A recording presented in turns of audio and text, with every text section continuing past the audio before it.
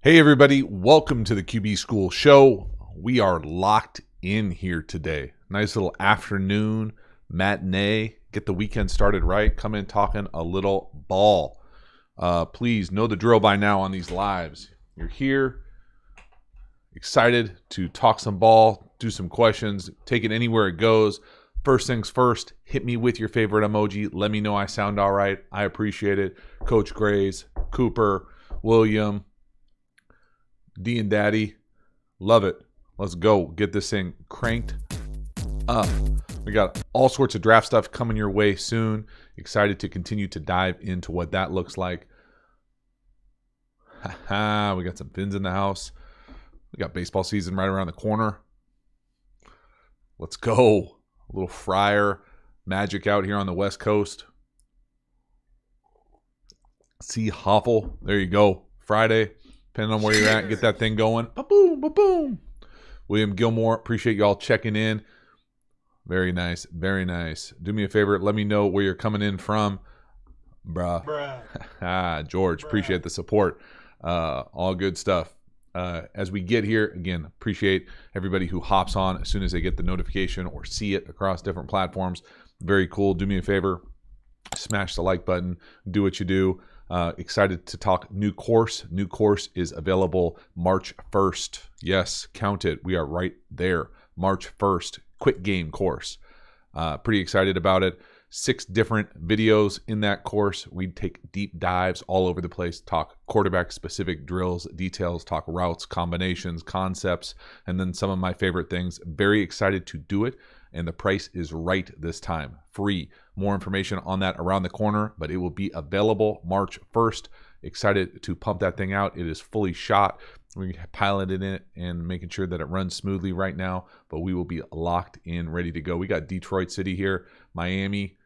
Oh, Rancho coming in hot. I like it, Mike. Very cool. You don't see that every day. I know exactly what you're talking about. Tampa Bay, love it. Got all over the place. Nice little Friday afternoon for most of us, is it? Yeah, Friday afternoon, pushing evening for our East Coast friends. Again, all good stuff, and excited to dive into this thing.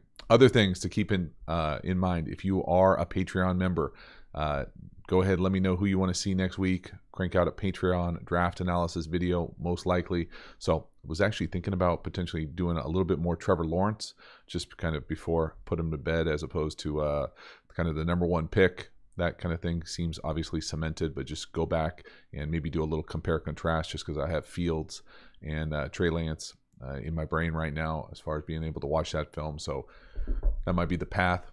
Philly in the house, Hamburg. There you go. Okay. What was the team's name? Sea Dragons. They took it to me one time. We got some Canada. Very cool. All right. First question I see in here. Who would you take right now, Russ or Dak? I would take Russ. Can't think of a time where I would take Dak right now or any other time in that comparison. Wolverine coach, how are you handling the sudden start to the season? We are starting Monday in OC, and it's a mess. How has changed your install? Wolverine coach, that is an outstanding question.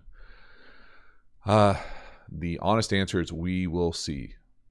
It has totally blown up what I would think is a normal camp installation. We getting started here. It's just it's a combination of the work that we've done. If you're new coming into the program and haven't been a part of the kind of off-season experience, you're really going to have a hard time playing offense specifically. So it's one of those things where we are definitely kind of truncated in the volume, definitely been chopping stuff as we go along this kind of Zoom gate and pod practice. So hopefully filtered down to a handful of special things that we like. But at the same time, I don't have a good answer for you. It really is going to depend on how much the players retain in a short amount of time, how intentional they are with learning the stuff we're asking them to learn, and what we do well, because we really don't know what we do well. I think you don't really know what you do well until you get into the pads and start pushing people around consistently, see what resonates, see what you kind of the identity, the personality of the team looks like. But I can tell you we're going to try to continue to be as adaptive as possible, but there's no okay, we went from our normal stuff is 6 installations. We went from 6-2 or 6-5 or 6-4. We didn't do it anything like that. I'm being a lot more. They've already had the majority of the stuff installed a number of times. So now it's about what are we actually doing well when we're running? What do we look like we can run game wise? What can we actually hook up and throw in pads against a defense? Those types of things. We just haven't been able to rep it, right? No 7-on-7, no anything out like that on the West Coast. So who knows what it'll look like, but we're excited to get going here. Oh yeah, Michael. Appreciate it.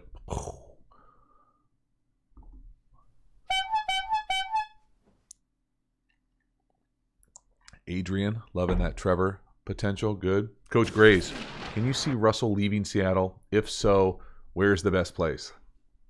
Sure, I can see him leaving. I think most people end up leaving. You look across the spectrum. I can't think of people that have stayed at one franchise, to be honest with you. I don't know what would be the best. To be honest with you, I've never really thought about it that much. It would probably go back to what I think the best is for any quarterback leaving.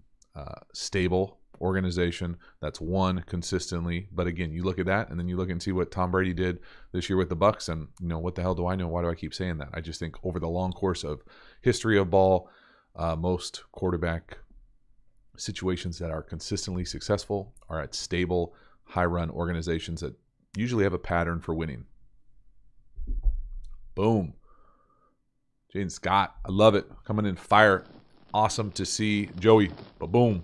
Cheers. I still got other stuff I got to do. So it's a little iced coffee right now for me. But very cool. See a lot of familiar faces in here. Thank you so much for hanging. A little Friday light. Lite. Just a little light. Check in, check out, and go from there. George Smith. Love to see Davis Mills, Stanford. I've been getting more and more Davis Mills hype. I need to get Stanford film. That's the essence of it. I looked this week thinking I might do one today, and I didn't have any. So if you have that all 22, please feel free to share it, and I would love to take a peek at it. I will do my best to probably crank that out pretty soon just because I keep getting crushed with people. Your boy Yogi was all over me about trying to do that, and we'll do that. I don't even know. I'm assuming Stanford runs the same type of stuff they've always run, but who knows? We'll be able to see. UK checking in. Appreciate it. Trent, you're all about those comparisons. Would you take Deshaun for Russ? What kind of deal could make that possible? I don't know. That would be. I don't know what's the age difference on that. I don't know. I'll probably lean towards the younger guy. He's out, Michael. I like it. Ooh, Griff talks football. This is a loaded question, Griff. You got to come at me here with the all caps too. What coverage is the best to use swap releases against? I mean, it depends. I think if you can get rubs and opportunity to do that, it's great versus man coverage.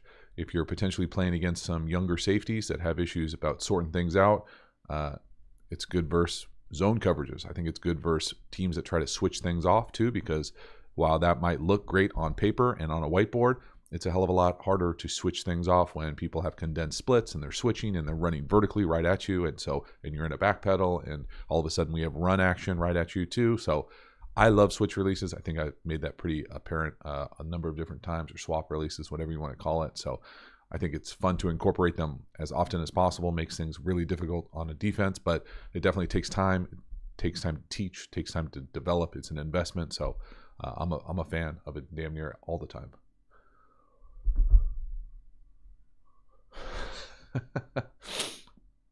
Trent, you're a little late this week. Man, again, appreciate all the support.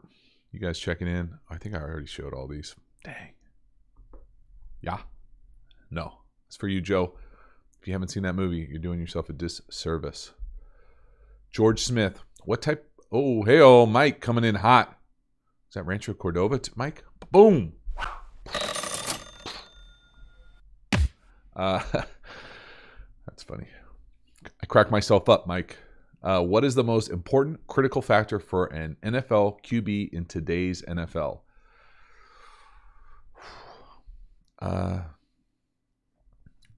Well, there's a few things to that question that I would unpack. The today's part, NFL, I don't know if it changes it totally.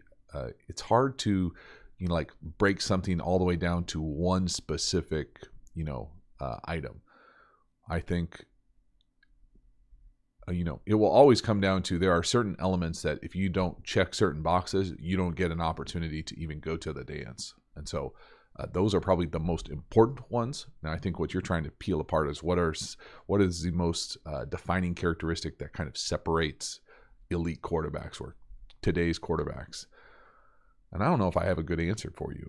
I think when you start bringing in today's NFL, it's a little bit different. It's a little bit more open, not a little bit, more open. There's a lot less violent collisions all over the place. They protect the quarterback, so there's a little bit more room for that athletic type quarterback. But I think the athletic quarterback has been part of the NFL now for a while. Maybe it's just more noticeable because there are so many as opposed to just a handful. And so I don't know if I can give you a good answer. I'll be honest with you. That's just me being honest. There's not one important critical factor. There's a number of them, and that's why it's so hard for people to get right, for people to try to predict and project what people will look like on Sundays, because there isn't one special criteria where you can say, oh, I see it, he's good to go. It's a lot of those things, and it kind of makes up a soup that you try to have kind of the most hearty soup that you possibly have. But at the end of the day, you never know how it's going to taste till you heat it up and see how it reacts. And so, I don't know. Sorry, that's not a great one, but I appreciate the support for the channel. Do me a favor, coming in hot here, Michael. Internal clock? I mean, maybe. I know a lot of people who have really good internal clocks that play in like adult leagues, flag football. No offense if you do, but like, that's just, again, it's a variable. It's certainly important. Again, if you haven't, crush it. We're getting close to Easter. We're in Lent, right? No, the end of. I gotta have a White Russian on the one of these lives here because we are winding down Easter, and I want to make sure that we are locked in for at least one stream White Russian Thanksgiving to Easter. Got to make it happen. Hey, John Ibram, love it.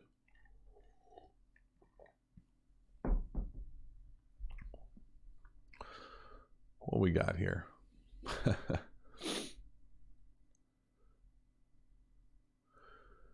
Connor, that's funny.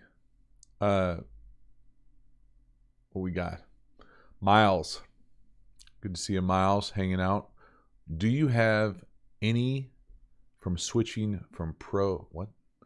Do you have any blank from switching from pro offense to from a spread offense to a pro offense? Any advice? My major probably advice or thoughts on switching from a spread to a pro offense is going to have a lot to do with just being able to play under center. I see people online make a big deal that there's a big difference between playing shotgun quarterback and playing pro style quarterback or under center quarterback. I personally don't think there's that big of a difference. If you can play quarterback, you can play quarterback. You obviously have to practice and get used to taking a snap, but let's be real here. It's not that much of a bit difference. It obviously, you have to work at it. You have to practice, but that's why there is practice, and that's why there are quarterback coaches. And so I think it's very doable. That's the first thing for me. The other thing is just the element of what's involved when you're in that type of offense. There's, to me, more play action, more shots down the field, different type of run game, run fakes, responsibilities in the run game potentially, just different. It's a different angle. From the shotgun. Certain things are eliminated that sometimes make life easier, sometimes make life more difficult, but really it's just a set of choices. Like, for instance, at the high school level, we don't do any under center for a number of different reasons. One, I think it's just easier to do shotgun, and two, it's a serious time commitment to do center quarterback exchange all the time, to be able to switch in and out. It's just more intentional about being really good at one element of that as opposed to oscillating back and forth. Now, if you play in the league or higher levels of football, you certainly go under center and in gun. This has actually taken me into some material that we talk about in the quick game course, because quick game under center, much different than quick game in gun, what that looks like footwork wise, expectations, ball handling, lots of differences. So appreciate the question. Tips. There you go. I get you tips.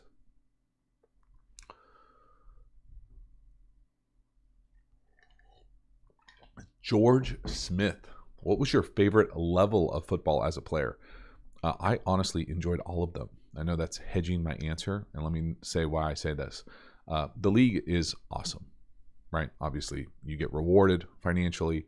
You're traveling all over the place. Everything's first class. You're theoretically dealing with the top tier in the industry as far as coaches, facilities, everything, support. It's awesome.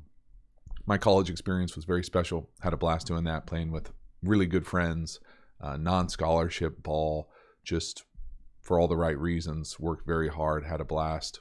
Amazing. High school, got an opportunity to play at a good high school in Sacramento. Had a lot of success. Learned how to win. Learned how to play tackle football. It was a great program. And then I played flag football growing up, and I love flag football. I think flag football has a lot of carryover, especially on the perimeter. Quarterbacks able to space and tempo, and still have a little bit of wiggle with your hips and explosiveness, all those types of things. So I enjoyed all the levels for different reasons, but timing wise, where I was in my life, they were all a blast.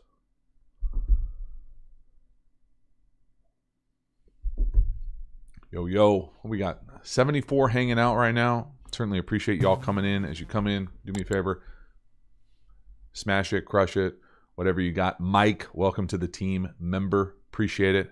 Cordova coming in hot. Very cool. I do appreciate the support. The membership thing goes to anybody you see with a little logo. I didn't know this before I did this for the channel, so maybe I just assumed that you're in a bunch of live streams and you already know this, but you have that little logo on the back of your name. You are a member of the channel. The longer you're a member, that logo changes colors. So again, easy way for me to be able to identify people, that the OGs of the channel per se, to be able to make sure I interact as much as possible, because sometimes during these live streams it's just it's a little overwhelming for my capacity to read as things move. So again, I sincerely appreciate the support. I know you can join the memberships through the if you click on the Quarterback School main page on YouTube, it should have like a join button. It's not the easiest thing to find, so there you go.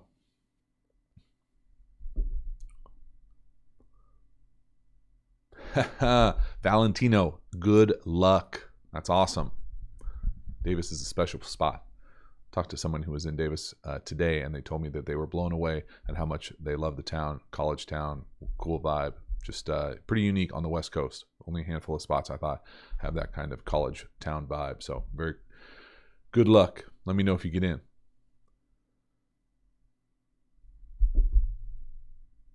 Marcus, follow football in other countries, Brazil, Mexico, Europe, and etc. Not in any sort of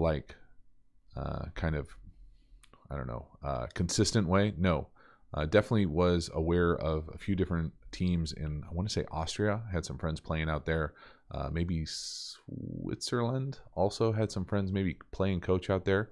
And so paid more attention to it when I was still playing, and kind of knew people who were bouncing around in those leagues, but still pay a little bit of attention. Not a little bit. Occasionally I'll run into someone who's playing in Germany or played in Germany or knows someone with the Frankfurt organization. And so those are kind of my my little bits. Is there a resource that you recommend for a little bit more international American football?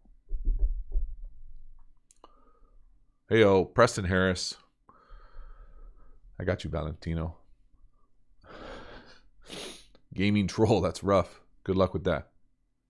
What up, Pyro? Daniel, how do you think Carson Wentz will do next year in Indy? Thoughts on the fit? Love from Montreal. Daniel, that's a good question. I would say he's probably going to have a pretty good opportunity to be successful. Why am I blanking on the dude's name who is the head coach there? But I'm a big fan of his, Frank Wright, and ever since back in the Bills days. But he's obviously got a track record for being successful, and obviously I'm biased here, so I'll own that. But I think there is obviously usually a connection between potentially former quarterbacks who are now calling plays, coaching quarterbacks that got the opportunity to make that a quarterback-friendly environment, allow him to succeed, know it's important to him, all those types of things. He knows exactly what it takes to be successful at that level. So I imagine it's got an opportunity to be pretty cool. I like what they got going on in Indy, and so it'll be fun to see, what Carson Wentz shows up. I would imagine he's got a couple chips on his shoulder, and if he's healthy, playing at a high level, I know this is hard to get. Okay, so I'll slow down here. I know it's hard because there's so much information available, and everybody knows your last performance, but there's a big difference between feeling good, being comfortable in a situation, feeling like people believe in you, playing at a high level, being healthy, and not those things. And so when he potentially goes somewhere where he is all of those things and they're going in the right direction as an organization, I think it's got a pretty good opportunity to be a pretty powerful situation for him and Indy. So I'm excited to see what happens.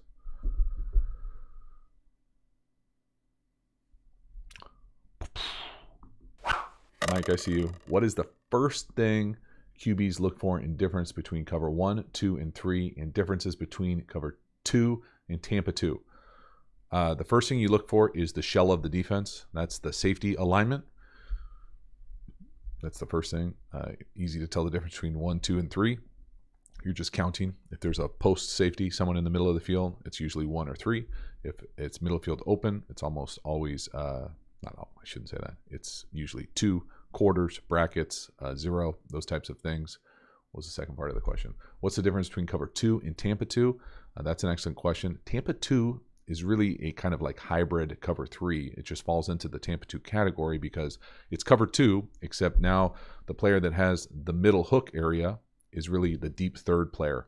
But it depends on what happens with the eligible number 3, because if the eligible number 3 doesn't run vertical, he'll almost always kind of stay on top, cap that player off. So it can look like cover 2, or it can look like a variation of like double cloud 33 type of defense. But at the end of the day, it's cover 2 with the Mike responsible for the deep middle of the field. Usually Mike, middle of the 3 linebacker types. Chase, what's good? Cheers. Boom. Appreciate it. Jake Henry. Hey JT, do you have a video of some of your favorite drills that you thought helped you the most? Jake, you're not going to like this answer. No, I do not have a video. I don't anticipate a video coming along. I'm not a huge drills guy. You would be very disappointed to know that the best drill I ever did, and the one that I still believe in, is taking drops. And so it's kind of boring to make a video on that, but that's just the truth. And so it's a way to incorporate your offense into the drill, go through the reads, go through kind of the progressions, and work on your footwork. Film yourself. You probably got a phone, all those types of things. Even easier to do now. I used to have like the old school recorder out in a park to do it, but now you can just watch yourself. And so that's probably the best drill I can possibly tell you, although I'm just not a fan of all those other fancy drills. I don't think translate into the game as much as just pure drops, being consistent with your base, all those types of things. Guide to modern football, coming in hot with a long question. Not sure if I can read that whole thing. See what we got. Did I miss it? Oh. Why do you think more people don't build offenses around pocket passers as much anymore? Brady, Roethlisberger, and Breeze have a ton of Super Bowl experience and wins. Why not scheme for that? I think the easiest answer is that it's easier with an athletic quarterback. More opportunities. Things break down, they can get it themselves. If you're fortunate enough to be at lower levels of football, or even the highest levels of football, if you had quarterback run game into a lot of defensive run fits, it causes massive issues. It's an extra gap. So there's always an offensive advantage. If you just have a pure pocket quarterback is not going to run, you don't have to worry about those types of things. Certainly, they might be a little bit more consistent in other areas, but that's the easiest one. And I also think better athletes are playing quarterback.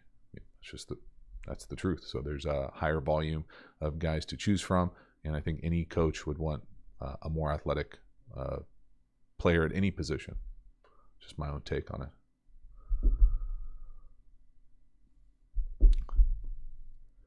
What are some examples of non-chase? What are some examples of non-pure progression concepts? That would be like open close, like Dragon Lion. I did a video on Dragon Lion. That's not a pure progression. That's usually a closed open read or open cover 2 to the lion, cover quarters to the flat, closed away from rotation, those types of things. That's an example. Boom, boom.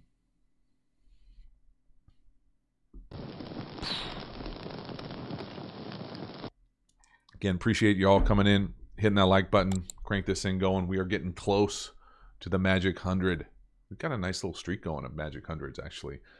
Shockingly, for a nice little Friday afternoon matinee. Rancho Mike. You change your name to Rancho Mike. I appreciate that. What else we got? Rancho Mike, I know a wonderful course that goes over cover 2 pretty in-depth.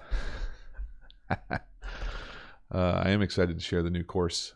We talk a little Dragon Lion, so if you just caught on here and you didn't know what the heck I was talking about, Dragon Lion, you're welcome. You got a video on the channel already, and it falls into one of the videos that I talk about concepts-wise or combination-wise for the quick game.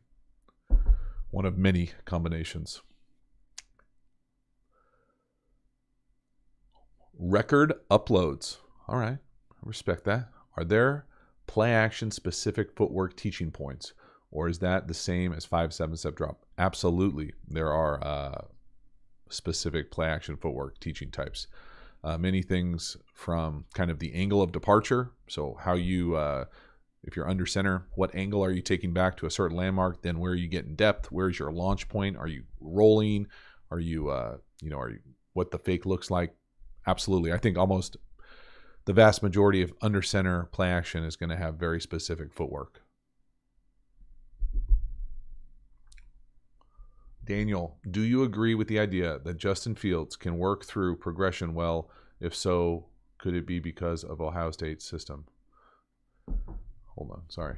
Do you agree with the idea that Justin Fields can work through progression well? If so, could it be because of Ohio State program? I'm sure he can work through a progression. I don't really understand the question. I'm sure any program would probably teach him to work through a progression. I don't know. I feel like I'm missing part of the question, so I apologize. Hey, we got David Caden checking in. I appreciate everybody checking in. Let me know where you're coming in from. Make sure I get a chance to shout you out if I can. Do you have a video on different drops for different routes, plays, Jacob Reed? I don't think I do. For me, I think the easiest way to explain it is, well, there's no easy way to explain it, but if you have no background in football, the depth of the drop or the number of steps of the drop is usually matched with the depth of the route. That's why you'll often see kind of corners or DBs pedal until the quarterback stops, or that type of technique where you just understand that they're trying to time it out, what that looks like. And so not always the case, but almost always the case. Quick game will be 3-step under center. That mid-range game, 5-step. Deep stuff, 7-step. Play action usually equates to 7-step. Evan, I do not play Madden. Got some Ohio State in the house. Like it. Broncos fan. I'm medium. I'm indifferent about Andy Dalton. I mean, I'm sure he's a good pro, been around for a long time.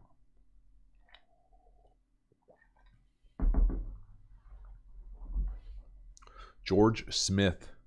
Any tips on learning, any tips how to learn a playbook along with flashcards? I think the best tip, minus the flashcard hack that I used to use, is to find out, for it to be important to you. If it's not important to you, you're never going to master it. I know a number of good players. I probably coach a number of good players that it's probably not as important as it should be. And whether that's lack of coaching or an internal drive for a level of mastery, or just an understanding of what knowing it versus mastering it looks like, that would be the most important thing, I think, is to be very intentional with your learning. Carve out time every single day. That type of intentional approach is probably the one big tip after you got the flashcards cranked up, ready to go. Oh, man. Connor from way back. Way back. Bengals days.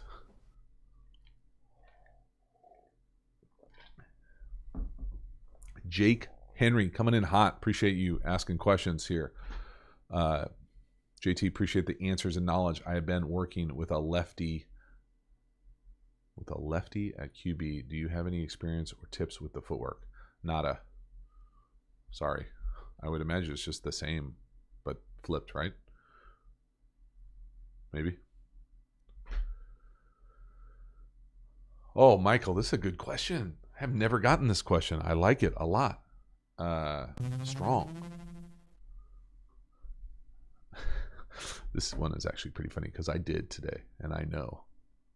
I did, and I know. Michael, why do you think that they don't standardize hash mark widths over different levels of play? I've never thought a lot about it. This is just off the top of my head. But I would imagine it is because it's way harder to always have the ball in the middle of the field.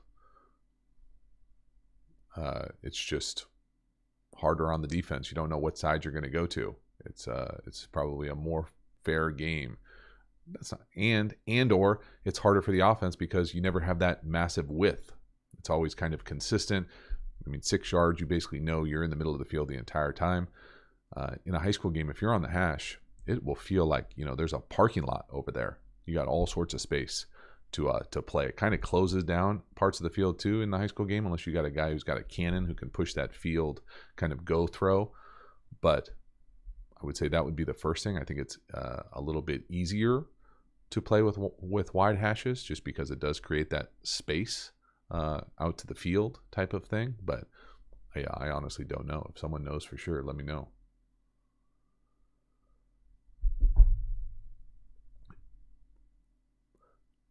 Philip Morris. What we got? Do coaches have to account for how fast the QB drops back? Yes and no. Does it say coaches? Yes and no. And what I mean by that is, am I ever heard of someone changing the depths of routes because one quarterback is faster than the other? No. But what I do even tell wide receivers is that the quarterback never faces bump coverage, right? We absolutely talk about this in my next course. If there's press coverage on the perimeter and you have a 5-step drop, well, the timing is jacked, right? Like when I get back to my 5-step drop, if it's press coverage and he's getting pressed at the line of scrimmage, the wide receiver, well, it's not going to be the same timing as if it was free access and we were doing routes on air. So how do you account for that? How do you build it into the system? I'm not going to give away the nuggets of the course, but we definitely talk about what we do, what I've been taught at the highest levels, what I teach, and I think it's a small adjustment that makes a big deal. If you're not locked in with those type of details, you're probably going to struggle versus those types of looks, because press coverage to me means we got an opportunity to make a massive play down the field. Now, we have to account for if he gets jacked at the line of scrimmage, what do we do next, that type of thing. But you can't just be operating like it's routes on air and it's just hookup before practice, that type of thing. So yes.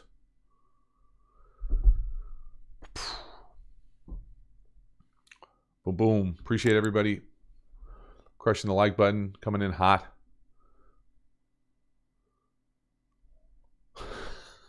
Game effect. Sorry with that, man. I can't help you.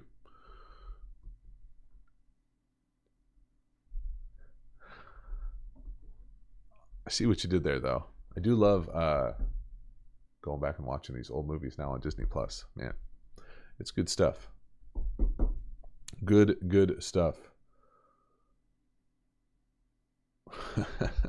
Anthony, I'm a Haskins for sure.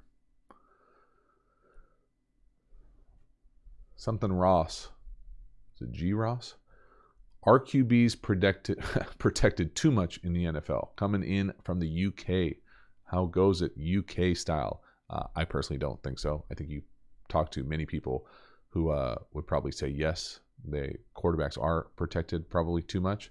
I'll flip it and say, does anybody, and this is coming from a place of that means a lot to me, but does anybody really want to watch backup quarterbacks play in the NFL? Like, really? So yeah, I think they're important to protect. And so it might seem like it's overprotective sometimes, but they understand what's important in the league. They understand what generates money in the league, and this position obviously is one of, if not the most important one. So important to protect them. Oh man, we got some thick questions coming in here now. Appreciate the engagement. All right, a couple more minutes here. Gotta go mow the lawn. Doesn't mow itself.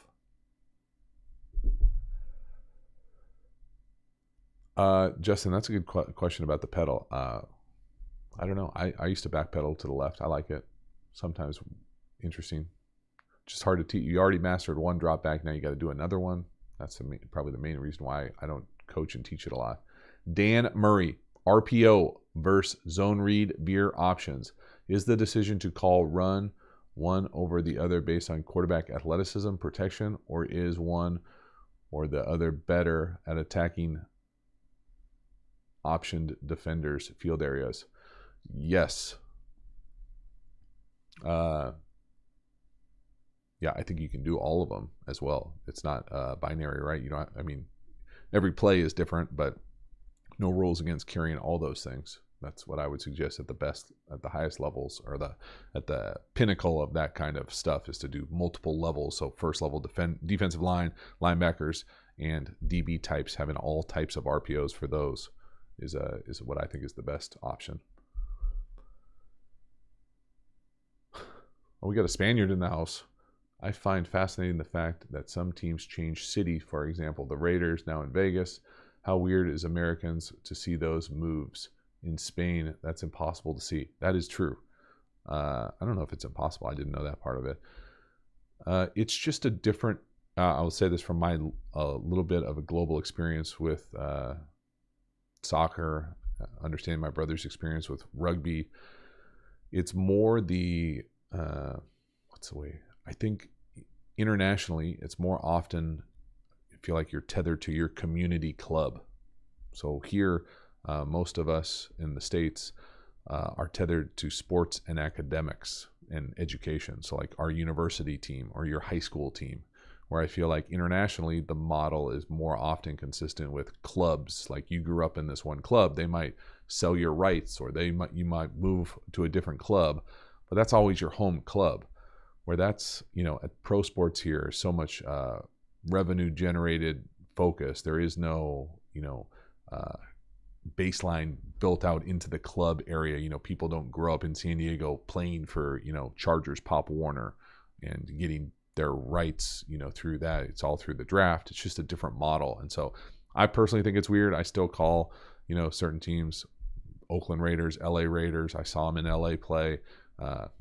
Obviously San Diego Chargers, those types of things. It is weird. It never gets unweird.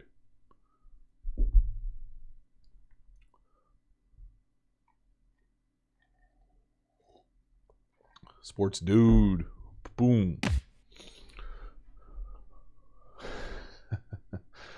Really, Joe? Man, I don't know if I trust our cats to do that. That would be pushing the limits, I think, of our ability to handle that equipment. But I like it. I get them out there and sweeping. We're slowly moving up there. They don't love to sweep, so try to do that. But yeah, it's a good idea. Might get them out there. They move the trash cans around. They unload the lawnmower for me occasionally. Byron, how often do high school change their playbooks? I don't know. Hopefully not very often. Broncos fan, have you ever gotten in a fight with a coach?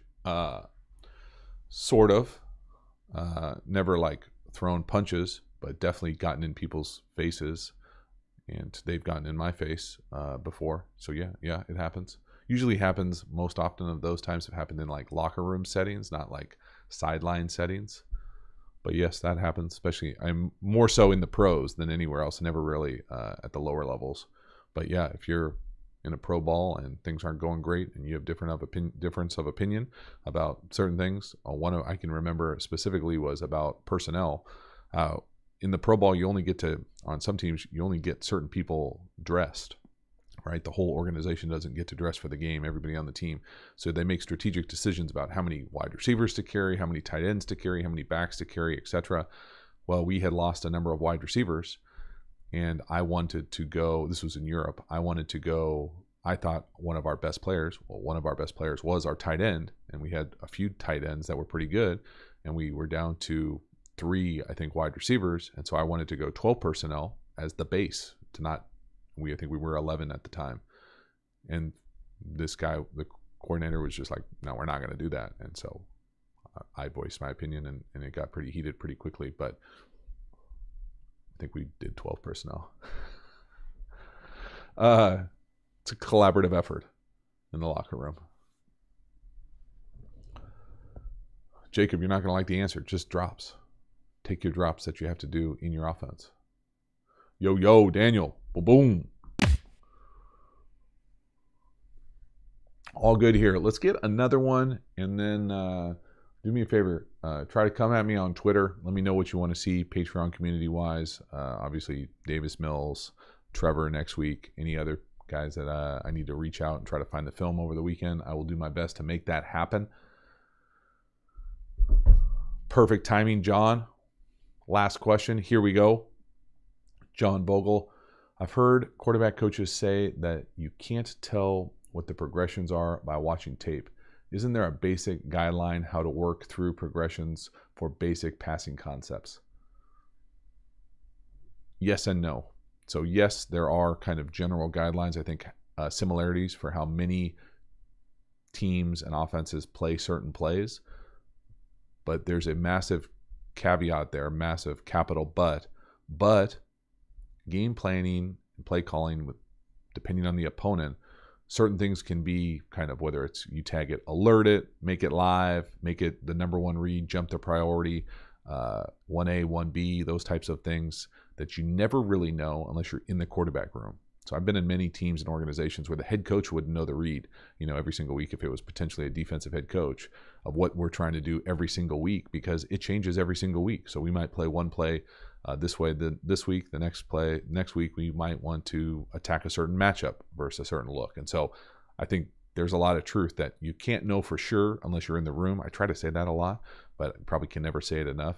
You can say what you think probably happens and what you would bet a lot of money happens, but to know for sure, unless you're in the room, you're basically speculating. So, yo. All right. I appreciate you all hanging out. Had fun with this one. Again, let me know what you want to see moving forward, video-wise, college football analysis-wise. Thank you so much for hanging. Again, if you haven't, smash it, crush it. Be on the lookout. New course, 3-1, coming in hot for Sports Dude's favorite price. There it is. You're welcome. Very excited to share it. Think you will dig it. Again, can't go wrong with that. Enjoy hopefully a beautiful weekend wherever you are. It's going to be pretty nice out here. So again, rough wintering in the Nado. All right. Take care. Thanks so much for hanging.